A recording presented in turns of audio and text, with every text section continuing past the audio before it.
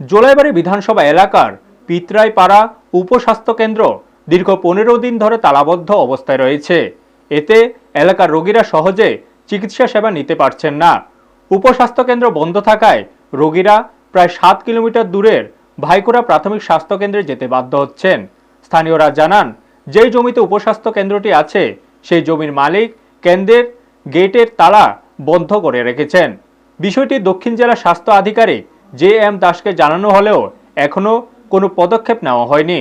স্বাস্থ্য পরিষেবা নিশ্চিত করতে আশেপাশের মানুষরা সংবাদ মাধ্যমে দ্বারস্থ হয়েছেন। এবার দেখার বিষয় স্বাস্থ্য দপ্তর এলাকার মানুষের স্বাস্থ্য সেবা পুনরায় চালু করতে কী পদক্ষেপ নেবে। ব্যুরো রিপোর্ট, নিউজ তৎকাল 24।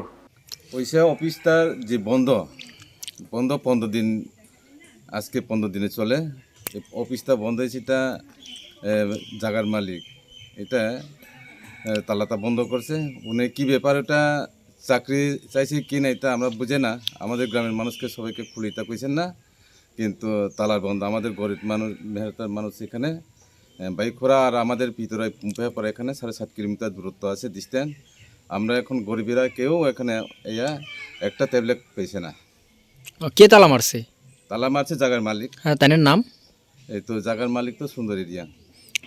তো এখন আপনারা এই বিষয় নিয়ে কারোর জানাইছেন না? আমরা জানাইছি, আমরা বাইখোড়া জেন দাস সেনুর কাছে আমরা জানাইছি। স্যার সেনু স্যার উনের আয়া দেখছি ওখানে তালা বন্ধ, তাই কিতা করার নিচে, হ্যাঁ এটা তো আমরা জানি না। এই জায়গাটার নাম কি? এই জায়গার নাম সে পিতরাই পুম্পেহাপাড়া। এখন আপনারা কি চান?